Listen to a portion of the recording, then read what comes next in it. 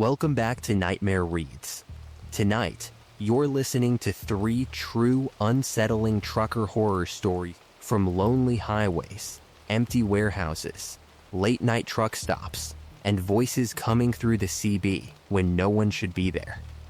So lock your doors, keep your eyes on the mirrors, and let's get into it.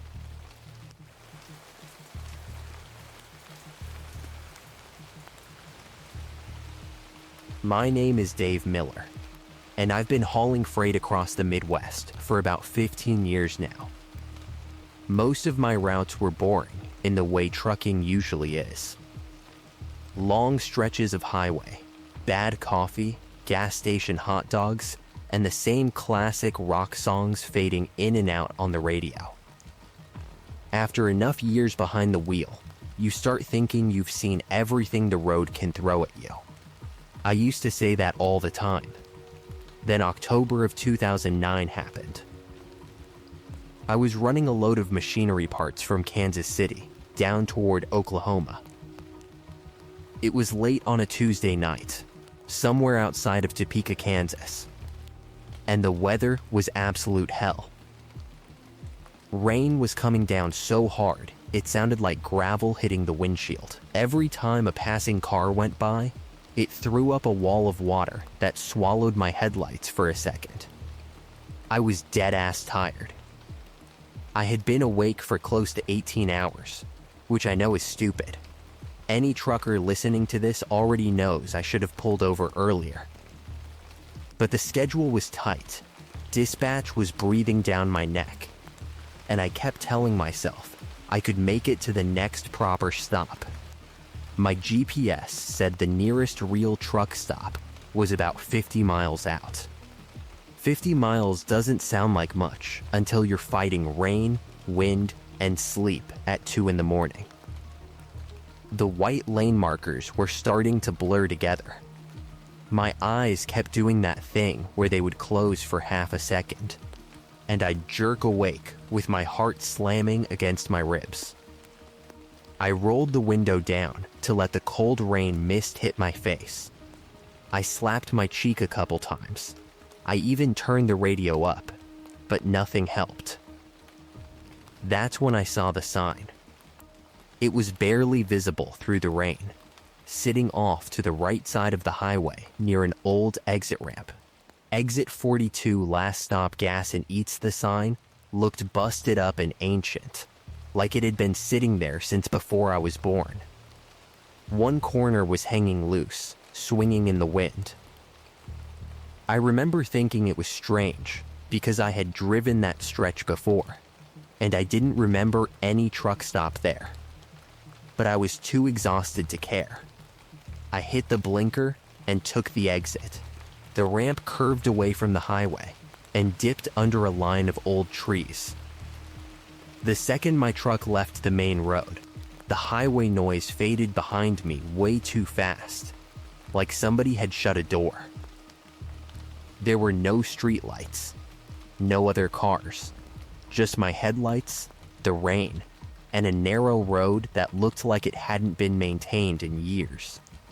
After maybe half a mile, I saw the glow of fluorescent lights ahead. The place came into view slowly. It was a small gas station with 4 old pumps out front and a low diner attached to the side. The building looked like something from an old photograph. Faded red trim, cracked windows, a roof sagging slightly in the middle. A sign above the diner read Last Stop Eats in chipped white letters. The parking lot was almost empty. There was one old pickup parked near the pumps, and a brown station wagon by the diner entrance. No other rigs, no trailers, no movement. It was sketchy as hell, but at that point, I just needed to stop. I parked my rig along the far edge of the lot, killed the engine, and sat there for a minute with my hands still on the wheel. The sudden quiet felt wrong. Usually when you shut down a truck, you still hear the ticking of the engine, the rain, distant traffic, maybe the hum of lights. But this place was too quiet. Even the rain sounded softer outside, like the building was swallowing the noise. I checked my phone. No signal, not a damn bar. That bothered me, but not enough to leave. I figured I was in some weird dead zone. It happens. I grabbed my jacket, stepped out, and immediately sank my boot into a puddle. The air smelled like wet asphalt, old gasoline, and something else I couldn't place. Something stale, like a building that had been closed for years and opened again without being cleaned. The fluorescent lights above the pumps flickered every few seconds. Buzz, flicker, buzz. The pumps were the old analog kind, with rolling numbers instead of digital screens. One of them had a handwritten sign taped to it that said cash only. That was my first real red flag. Even in 2009, that was weird. I walked toward the diner entrance. There was a payphone mounted outside near the door. The receiver hung from its cord, slowly twisting in the wind. I remember thinking I hadn't seen a working payphone in forever. When I reached the door, I stopped. Through the glass, I could see people inside. At first, that made me feel better. There was a waitress behind the counter, a man in a denim jacket sitting in a booth, another guy near the back with a baseball cap pulled low, a cook visible through the little kitchen window. But none of them were eating. Nobody was talking. They were just sitting there like they had all been waiting for something. Or someone. I opened the door. A little bell above it jingled. Everyone inside turned to look at me at the same time.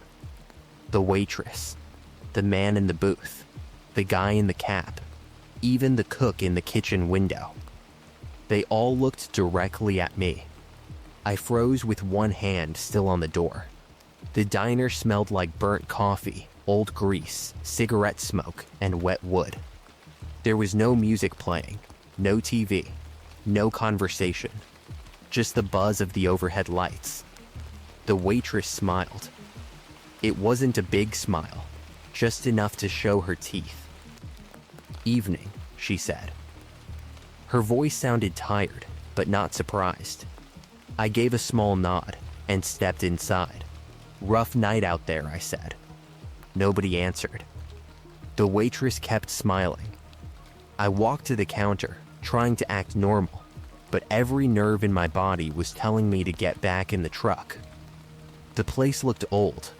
Not haunted old, just neglected. Like someone had dragged a dead business back to life for one night.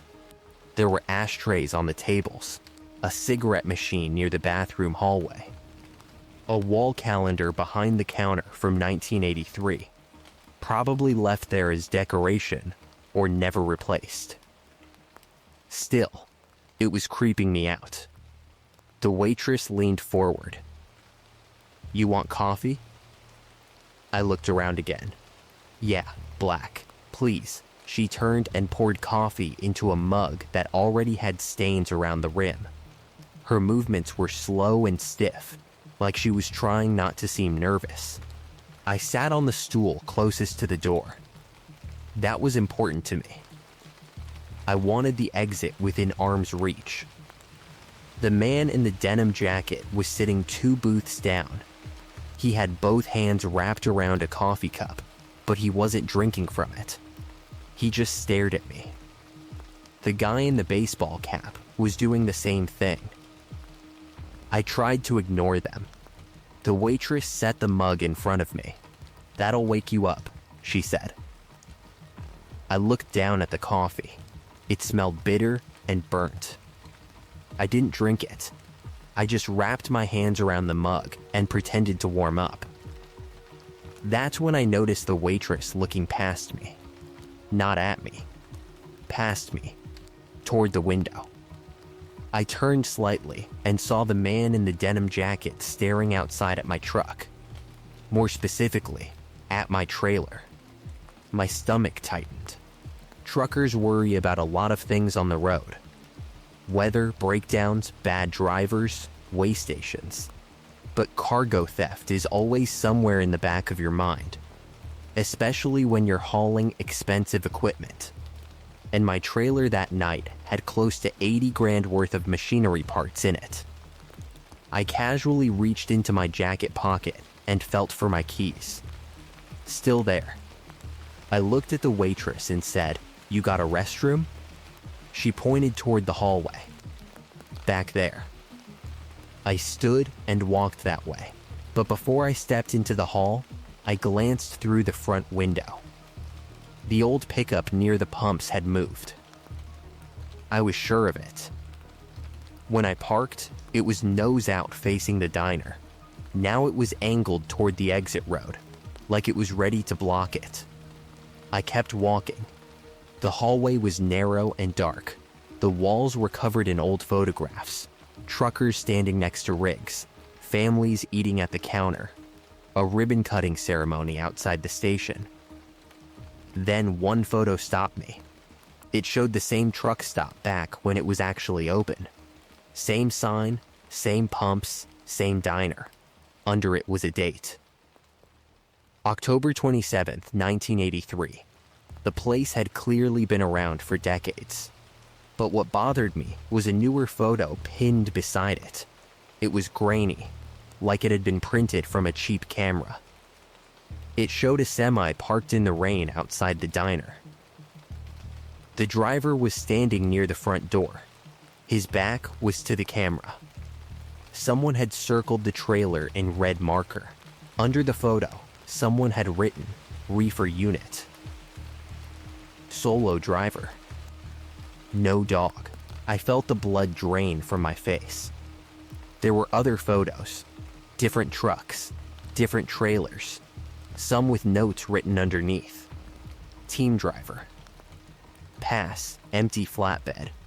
Pass, high value load.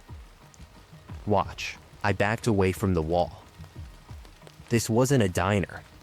It was a setup. I didn't even go into the bathroom. I turned around and almost ran straight into the waitress.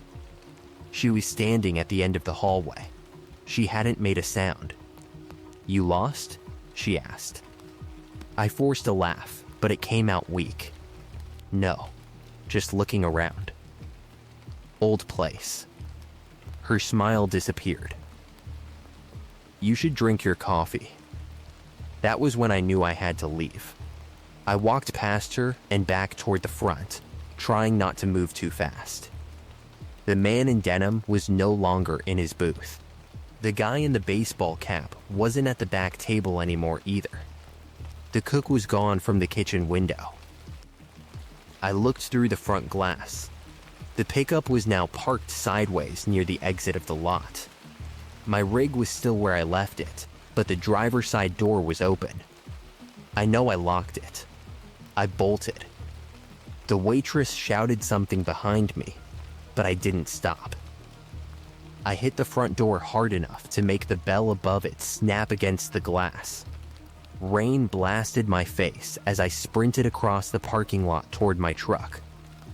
The lot felt huge in that moment. Every puddle grabbed at my boots. My jacket was soaked through in seconds. I could hear footsteps behind me, but I didn't look back. When I reached the cab, a man was halfway inside it. The guy in the baseball cap. He was leaning across the driver's seat, messing with something under the dash. I yelled, "Hey." He jerked back and looked at me. He wasn't some ghost or monster. He was just a man. Mid-40s maybe. Rough face. Greasy hair. Eyes wide like he was high or scared or both. He jumped down from the cab and came at me with a screwdriver in his hand. I backed up fast and slipped on the wet pavement. He swung once and missed my face by inches. I scrambled up, grabbed the metal tire thumper from beside my seat, and swung as hard as I could. It hit his forearm with a crack. He screamed and dropped the screwdriver. I climbed into the cab, slammed the door, and locked it. The engine wouldn't start. I turned the key. Click. Nothing. He had done something. Outside, the man in the denim jacket appeared from behind my trailer. He was carrying bolt cutters. The cook came around the other side, holding a pry bar. The waitress stood under the diner awning, watching. That image has never left me. 3 men in the rain closing in on my truck, while that woman stood there like she had seen this play out 100 times. I kept turning the key. Click, click, click. Then I remembered the emergency cutoff switch near the dash. I checked it, flipped down. The guy in the cab had killed it. I slammed it back up and turned the key again. The engine roared to life. The men outside froze. I didn't wait. I threw it into gear and started rolling. The pickup was still blocking the exit road. So I didn't take the exit. I drove straight across the muddy edge of the lot, over a shallow ditch, and through a line of rotten wooden fencing. The trailer bounced so hard, I thought I was going to lose the load. Behind me, I heard metal hit metal. One of them had thrown something at the trailer. I kept driving. The narrow road back to the highway was slick and dark. My headlights bounced over potholes and tree branches. I kept glancing in my mirrors, expecting to see the pickup coming after me. For a few minutes, there was nothing. Then headlights appeared behind me. Low, close, fast, the old pickup. My heart started hammering. I got on the CB. Any drivers out near Topeka, Kansas? I need help. I've got people following me from some old truck stop off an unmarked exit. Possible cargo theft. Static. Then a voice answered. What's your 20?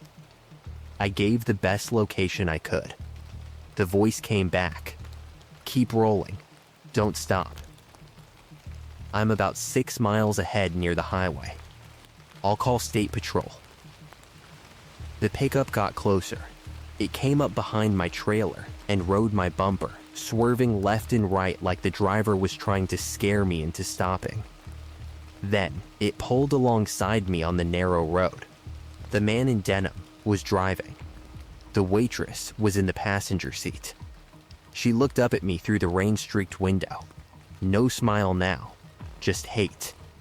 The pickup swerved toward my front tire. I hit the brakes just enough to let him overshoot, then leaned on the horn and pushed the truck forward. The pickup fishtailed, clipped the soft shoulder, and dropped into the ditch. I didn't stop. A few minutes later, I saw red and blue lights ahead. State Patrol had parked near the ramp with another semi behind them. I pulled over so fast, I almost stalled. When the troopers walked up, I was shaking so bad I could barely talk. They searched my cab first. Under the dash, they found one of my ignition wires had been pulled loose. In the trailer seal, they found fresh scratches where someone had tried to cut it open. One trooper asked me where the truck stop was. I told him. We went back with 2 patrol cars and the other driver following behind. The diner was dark when we got there. No lights. No cars. No people.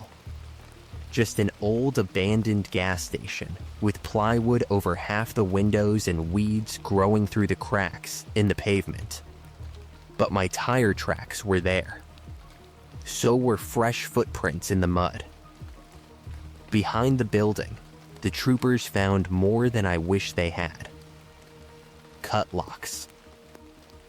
Broken trailer seals. Empty pallets. License plates from different states. A pile of wallets and ID cards stuffed into a plastic storage bin. They also found 2 old trailers hidden in the trees. One had been stripped clean. The other still had cargo inside. The people from the diner were gone, at least for that night. A few weeks later, an investigator called me and said they believed the place had been used by a small theft crew targeting tired solo truckers during bad weather. They would turn the lights on, make the place look open, drug drivers if they could, or distract them long enough to disable the truck and cut into the trailer. He said, I was lucky. I already knew that. They never caught the waitress, or if they did, nobody ever told me. The strangest part is that the old exit sign disappeared not long after. Maybe the county finally removed it. Maybe the crew took it down. I don't know. I've driven that stretch a few times since. There's no active truck stop there. No real exit marked for food or gas. Just trees, fencing, and a service road most drivers wouldn't notice unless they were exhausted, desperate, and looking for any place to pull over. And that's what still bothers me. They weren't waiting for anybody specific. They were waiting for someone tired enough to stop. Sometimes, late at night, when rain starts hammering my windshield and I see a lonely gas station sign glowing off some empty road, I think about that woman behind the counter. I think about the coffee she kept telling me to drink. And I keep driving.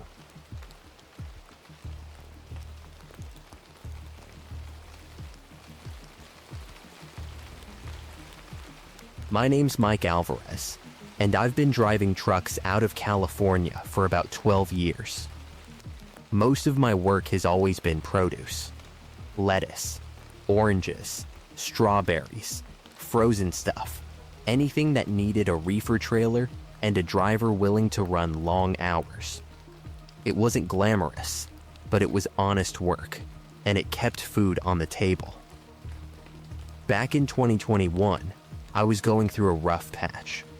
My daughter had just started college, and between tuition, rent, insurance, and diesel prices, I was getting buried. I wasn't broke yet, but I was close enough to feel it breathing down my neck. That's why I even looked at the job posting. It was on one of those sketchy trucking boards drivers use when regular dispatch work dries up. The ad said, Specialty load Bakersfield to Phoenix Reefer. Required cash bonus on delivery. No questions asked. That last line should have been enough for me to close the page. But the payout was triple what I usually made for a short haul. I stared at it for maybe 10 minutes. Then I called the number. The man who answered didn't give me a company name. He just asked what kind of trailer I had, whether my reefer unit worked, and if I could be in Bakersfield by midnight. I asked what I'd be hauling. He said medical storage. I asked if it was hazmat. He said no. I asked about paperwork. He said it would be ready when I arrived. Everything about it felt off, but I kept thinking about my daughter's tuition bill sitting on my kitchen table. So I took it. The pickup location was an old industrial site called Kern Valley Storage on the outskirts of Bakersfield. I'd never heard of it before, and when I looked it up, there wasn't much online. Just an address, a faded business listing, and one blurry street view image from years earlier. I got there a little after midnight. It was raining hard, which doesn't happen often out there. But when it does, the whole area turns ugly fast. Water pooled in the broken pavement, and every time my tires rolled through it, muddy spray kicked up against the sides of the trailer. The industrial park looked dead. Most of the buildings were dark. A few had broken windows. One had an old for lease sign hanging crooked on a fence. There were no other trucks moving around, no forklifts beeping, no workers smoking outside. Nothing. Just rain. My GPS told me to turn left through a chain link gate. And that's when I saw the warehouse. It wasn't a shipping hub. It was an old, rusted-out shell, surrounded by fencing, barbed wire, and security cameras that looked too new for the building. The walls were stained dark from years of weather. Half the exterior lights were dead, and the ones that worked flickered in the rain. The whole place gave me the creeps. A man stood near the loading dock in a heavy black raincoat and rubber boots. He didn't wave. He didn't signal. He just watched me pull in. I backed the trailer toward the dock, slow and careful, watching him in my mirrors. Even after I lined up, he didn't move right away. He just stood there, with his hands in his coat pockets, rain dripping off the edge of his hood. I rolled down my window. "You the contact?" I called. He walked over.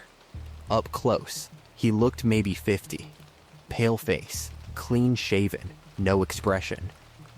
His eyes kept moving from my face to the inside of my cab, like he was checking whether someone else was with me. "You alone?"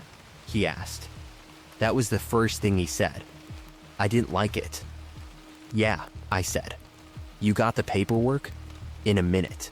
What exactly am I hauling?" "Temperature-sensitive medical inventory." "Inventory like what?" He looked at me for a long second. Then he said, "You're paid to drive, not inspect." That should have been the moment I left. But again, I thought about the money. He told me to set the reefer to 34 degrees and wait in the cab while they loaded. I asked how long it would take. 20 minutes. Then he walked away. I set the temperature and sat there with the engine idling, wipers dragging rain across the windshield. The warehouse dock door behind me started to rise. Slowly, metal scraped against metal, and for a second, the sound made my teeth hurt. Then I smelled it. At first, I thought it was chemicals. But it wasn't exactly that. It was metallic and sickly sweet, mixed with bleach and rainwater. Like a hospital hallway after something had gone very wrong. My gut feeling was screaming. I watched the mirrors. 2 men came out with a pallet jack. They were wearing dark jackets, gloves, and face masks. Not medical masks, heavy respirator-style masks. The first pallet rolled into my trailer. It was wrapped in black plastic. Not clear shrink wrap like normal freight. Black plastic. The second pallet came out right after it. Same thing. No labels. No company name. No barcodes. Nothing. I stepped out of the cab and walked toward the dock. The man in the raincoat saw me immediately. "Cab," he said. "I need bills of lading before you load me," I said. "You'll get them. I need them now."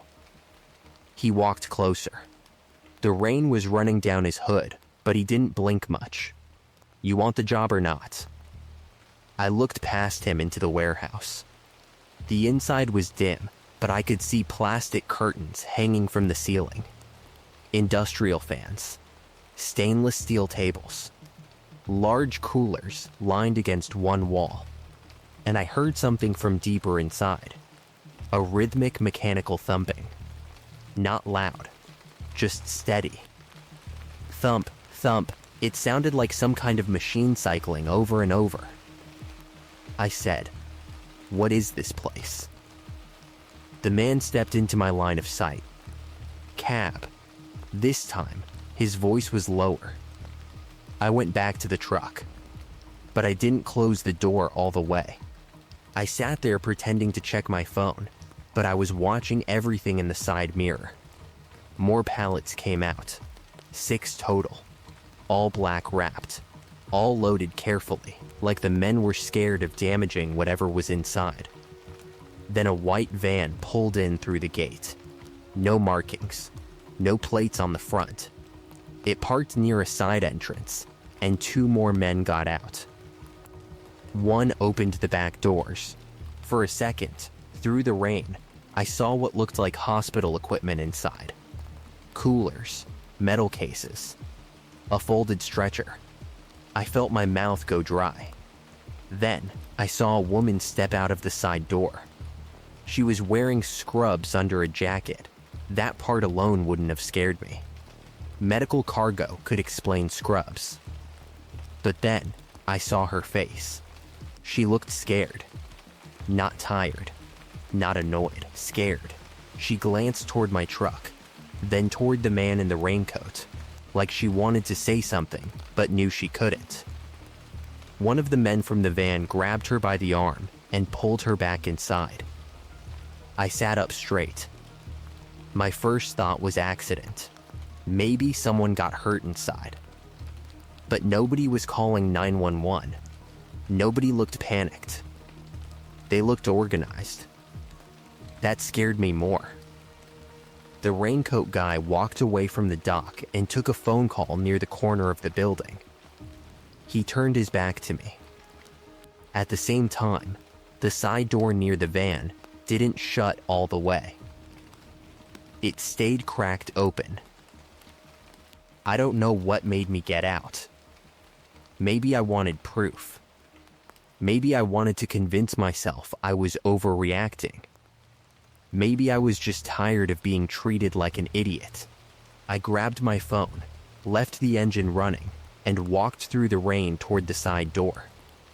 The closer I got, the stronger the smell became. Bleach, metal, something sour underneath. I put my hand on the door and pulled it open just enough to look inside. The first thing I saw was a man sitting in a chair. His wrists were zip-tied to the armrests. His head was hanging forward. There was tape over his mouth. For half a second, I couldn't process what I was seeing. Then his head lifted. His eyes locked onto mine. He was alive. He started shaking his head hard, trying to make a sound through the tape. Behind him, there were more chairs. At least 3 people. A young guy in a hoodie. A woman with one shoe missing. Another man slumped sideways. There were medical coolers stacked along the wall, paperwork scattered across a folding table, and plastic sheets taped over part of the room, like they were trying to hide it from the rest of the warehouse.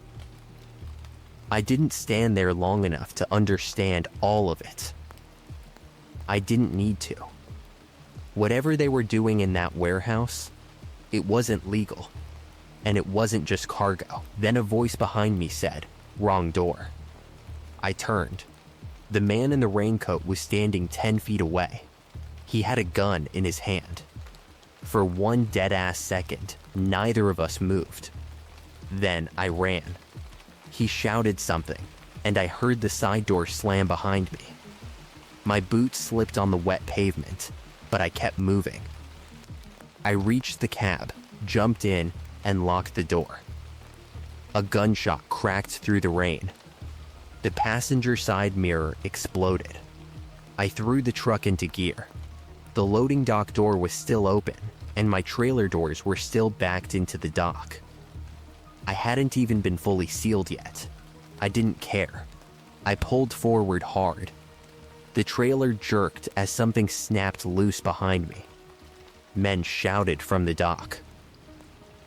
One of the pallets tipped over inside the trailer, slamming against the wall. Another shot hit the back of the cab. I ducked and floored it. The gate ahead started sliding closed. Someone inside had triggered it. I hit the horn and kept going. There was no way I was stopping. The front bumper smashed through the chain-link gate, dragging part of it under the truck. Metal screamed beneath me. The trailer fishtailed as I turned onto the industrial road. But I managed to keep it straight. I was sweating bullets. My hands were locked around the wheel so tight my fingers hurt. I called 911. At first, I could barely talk. I kept saying warehouse, people tied up, gun, Bakersfield, Kern Valley storage. The dispatcher told me to stay on the line and keep driving to the nearest main road. Then, headlights appeared behind me. The white van. It came up fast. I told the dispatcher they were following me. She asked if I could identify the vehicle. I said, white cargo van. No front plate. 2 men inside.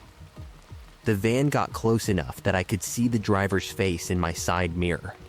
Then, it tried to pass me. I swerved just enough to block it. Not enough to crash. Just enough to keep it from getting beside my cab. The dispatcher kept telling me not to engage.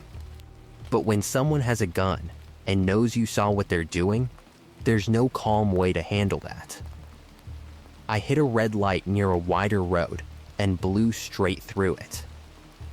The van followed. A minute later, I saw police lights coming from the opposite direction. 2 patrol cars flew past me and cut across the road behind my trailer. The van tried to turn, lost control on the wet pavement, and jumped a curb into a drainage ditch. I kept driving until the dispatcher told me exactly where to pull over. When the officers reached my truck, I had both hands visible on the wheel and tears running down my face. I'm not ashamed to admit that. They opened the back of my trailer. 3 of the black-wrapped pallets were still inside. Inside them were locked medical coolers, forged transport papers, and boxes with labels that didn't match the pickup address. One officer looked through the paperwork, then looked back at the warehouse address. His face changed. That's all I'll say about that. Police raided the warehouse before sunrise. I found out later that the building had been rented under a fake company name. The people inside had cleared out fast, but not fast enough. They found the people I saw in the chairs. Alive. Not all in good condition, but alive.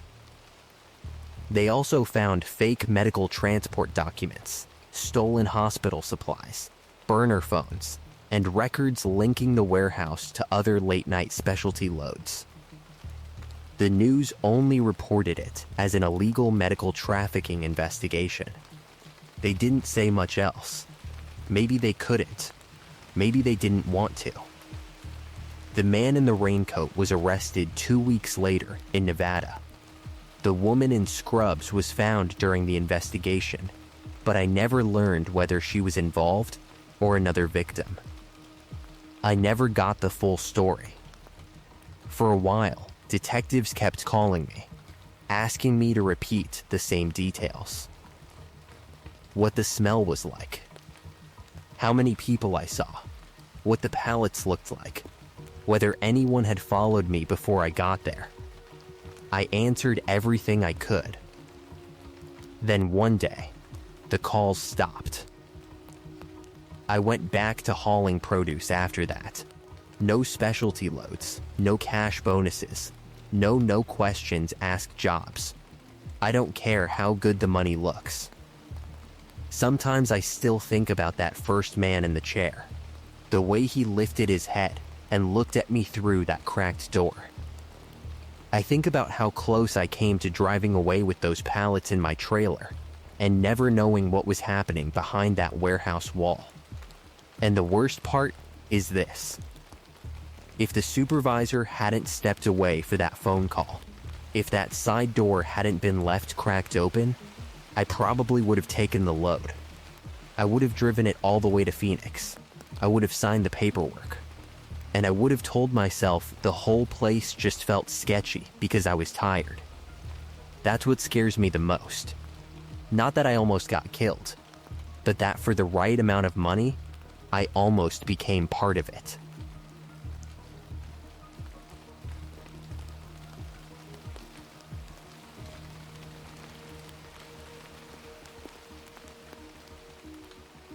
The name's Rick Coleman, and I've been running long haul for almost 18 years.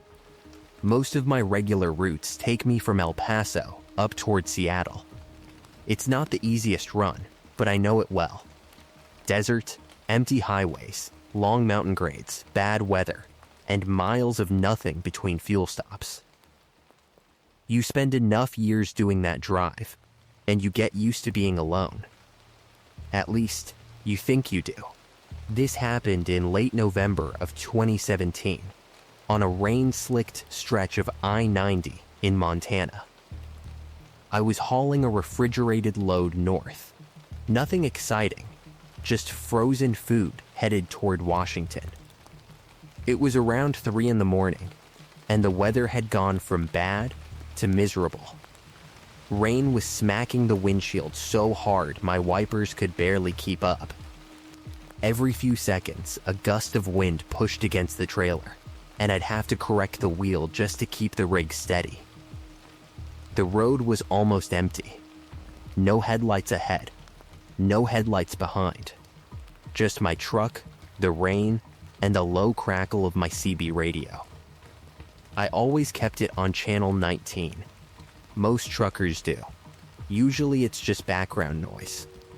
A little chatter, some static, somebody warning about a speed trap or an accident up ahead. That night, channel 19 was dead silent. Then the static suddenly cleared. A voice came through. "The white Freightliner. You're drifting onto the shoulder. Don't blink." I sat up straight. My truck was a white Freightliner. I looked at my mirrors. Nothing. Only rain and black road behind me. At first, I thought it was just another driver nearby messing with me.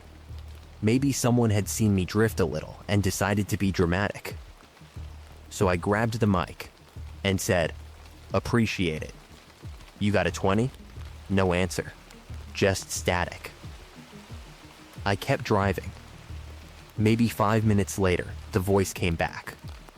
"You're listening to old country. Turn it down. You need to hear this." My stomach tightened because I was listening to old country. Low volume, coming from the stereo under the CB. I turned the music off. The cab went dead silent except for the rain and wipers.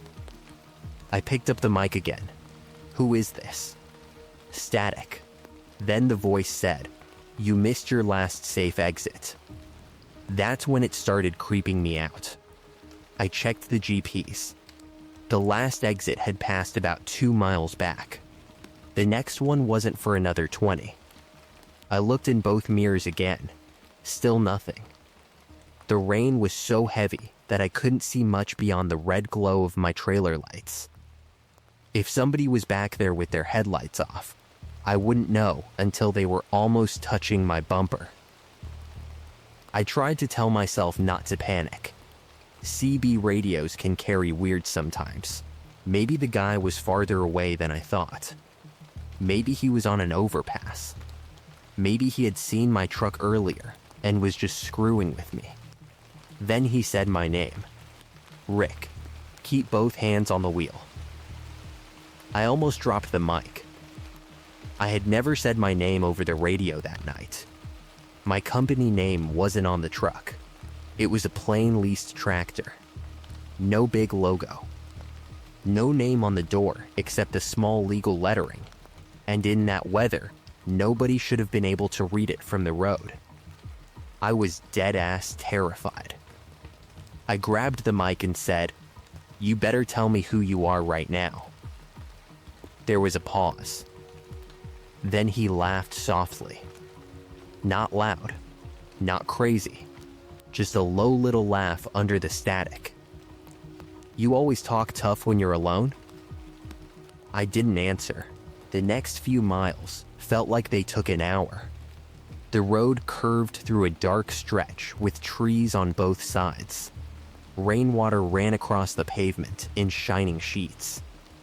My headlights caught little flashes of reflectors along the shoulder, but nothing else. Then the voice came back. "Check your right mirror." I didn't want to, but I did. For half a second, I saw headlights, not far back. Close, then they vanished. I jerked the wheel slightly and cursed out loud. Whatever vehicle that was, it had been running with its headlights off and flicked them on just long enough for me to see it. I got on the radio. Any drivers on I-90 east of Missoula? I need a radio check. I've got someone messing with me out here. No response.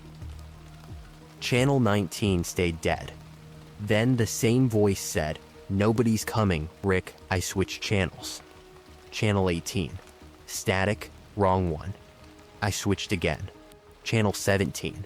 Static, then the voice whispered, "Still here." My mouth went dry. I flipped through channels faster. Every time, there he was. Not talking over normal traffic. Not fighting for signal. Just there. Like he was waiting on every frequency. I know how it sounds, but it wasn't supernatural. I found out later there are ways people can overpower nearby CB signals if they're close enough and using the right equipment. At the time though, sitting alone in that cab with rain hammering the glass, it felt impossible. It felt like the voice was inside the truck with me. I turned the CB volume all the way down. For a few seconds, there was peace. Then the speaker crackled anyway. The volume knob was down, but I could still hear him faintly. Don't do that. That's when I noticed something else. My phone had no service. No bars. I tried calling 911 anyway, but the call failed before it even rang. The voice said, "That won't work out here." I looked back at the mirror. No headlights. Nothing. I started speeding up. Not crazy fast, but faster than I should have been going in that rain. 65. 70. 75. The trailer started feeling loose behind me, so I backed off before I lost control. The voice came back. "Careful. I don't need to touch you. I just need you scared enough to do something stupid." That line hit me harder than anything else. Because he was right. He wasn't trying to ram me. He was trying to make me panic. I took a deep breath and forced myself to slow down. Then something hit the back of my trailer. A loud metallic bang. The whole rig shuddered. I looked in the mirror and saw sparks near the rear bumper. Someone was back there. Close. I grabbed the mic and shouted, "Back off." The voice said, "Pull over." "No, pull over. Rick, no. Your left rear tire's going soft." I checked my trailer air and pressure gauges, but nothing looked wrong from the cab. Still, the truck felt strange for a second, like the trailer was dragging. Then I heard another bang. This time, lower. I realized what he was doing. He wasn't just following me. Someone was trying to damage the trailer or force me to stop. I started flicking my lights, hoping another driver would see me from somewhere. High beams, hazards, cab lights. Anything, but the highway stayed empty. It felt like a ghost town. Finally, I saw a sign for a rest area 6 miles ahead. I didn't love the idea of stopping, but I needed people. Cameras, lights, anything the voice said, "Don't go there." That told me I should. I kept driving. The headlights appeared again behind me. This time they stayed on. It was a dark pickup, riding close behind my trailer, with a light bar mounted low on the front. It was so close I could barely see its hood under the trailer doors. The CB crackled. Last chance. I didn't answer. The rest area exit came up fast. I took it hard. Too hard. The trailer rocked, and for one horrible second I thought it was going to tip. I corrected the wheel and rolled into the rest area parking lot with my horn blaring. But the place was almost empty. One old sedan. A vending machine building. No trucks. No people outside. The lights flickered in the rain. I kept moving instead of parking. That saved me. As I circled through the lot, I saw two men standing near the far end by the trees. One of them had something in his hand. The other was watching the entrance road. They weren't travelers. They were waiting.